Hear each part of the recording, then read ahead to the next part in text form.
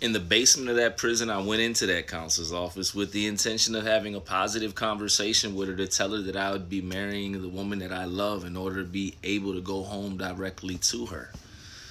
But her response was sarcastic, as if she didn't want to support the process of me getting married to the person that I love, but because it was her job, she'd handle it.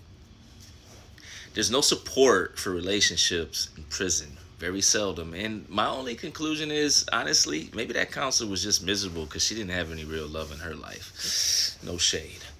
But nonetheless, we went through with the process. My wife had to do a lot of groundwork on the outside. All I had to do was submit a piece of paperwork. She had to track down an officiate, get the license, everything, including getting the flight scheduled for the day that I'd requested for our marital service. And we had to pay a fee. All this just to get married in a visitation room with no support, no loved ones coming, just us, no honeymoon, and an hour visit at best promised after the wedding for us to experience our newly married moments. It's cold, it's bittersweet, it's callous. I don't wish anybody to experience that. And if you have, put it in the chat because I feel you and we're here to support. And luckily, side note, me and my wife are getting ready to celebrate our 5-year married anniversary. But it's important that I tell this part of the story because as the day came, with the date scheduled now for over a month, flight secured, constant communication with prison staff down to the warden, we were expected to get married Sunday. It was 4 days away, and that Thursday, I remember I was in the basement working out, and they called me to the counselor's office. And when I peeked my head in, the counselor says, "Hey, Mr. Willers, I got some bad news for you." I said, "What's that?" "You got to pack it up. You're getting transferred tomorrow." I immediately looked. I said, "I'm supposed to be getting married on Sunday. My wife has plane tickets that have been scheduled, the flight, the officiate has been paid for. If we don't get married, it messes up my home plan. I'm not going nowhere." I immediately walked out that office because I did not want my negative tones to be directed at that counselor, but she had infuriated me. Obviously, I did not think that she was the one that initiated the transfer, but where was it coming from? Where I didn't put in for a transfer, and how ironically, right before I was supposed to get married, I'm supposed to be transferred. The only reason and motive I could think of is I was back at it as an inmate advisor on the institution, and I was spanking those charges, as they say. Guys were getting off and going home on time and not losing their visitation and phone privileges because I knew the institutional and operating procedure, and I was in charge of defending these guys. I think I pissed them off because I might have did too good of a job. And anytime you make a bunch of officers look illiterate or underqualified in regards to writing charges on the prisoners that within those prisons, they don't like you. And they didn't like me.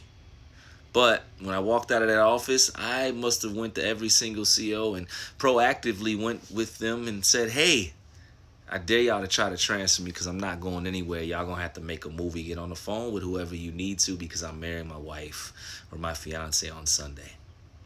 I mean that. I've done too much time. I'm at the end. Please don't do this because it's not gonna be right.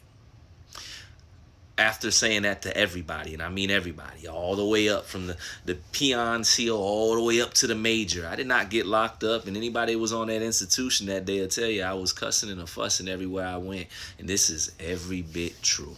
I went downstairs, I got on that phone, 1 foot on top of that chair, dialed that number and got that phone to my ear, and I waited for my fiance at the time to pick up as CO started to circle me, and I simply said, "Baby, I don't think this is going to turn out well. They trying to transfer me and I ain't going nowhere because we getting married Sunday."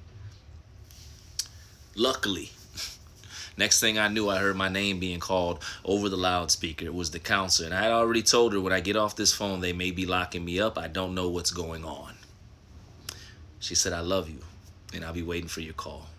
And we're going to be okay regardless." And that right there, ladies and gentlemen, is why she became my wife. When my name was called, I started to hang the phone up and walk towards the office. Some of the COs followed me. Some stood back by the phone. And I went into the counselor's office where I was being called to. And the same counselor along with the warden were there to tell me, "Mr. Willers, calm down. You're not going nowhere. But if you're not careful, we're going to lock you up." Well, they didn't lock me up. They didn't write me a charge. They let me live. And I'm not going to lie, I went down a little bit of a legend that day. The marriage went through on Sunday. April was able to come, and though they almost turned her away because of what she was wearing, and I swear it was just a CO being petty because she was within dress code. We had our ceremony.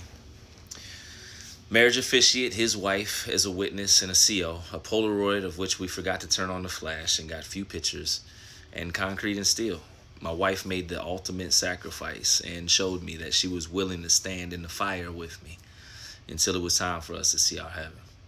That would be the last issue that I had on that institution, because sure enough, that next week, as in the day after, they were packing me up to make sure that I was shipped on that Tuesday. They wanted me gone. They got me gone. And yo, God must have been with me that day, because they did allow us to be married, and I'm grateful for that. But boy, that could have went so many different ways.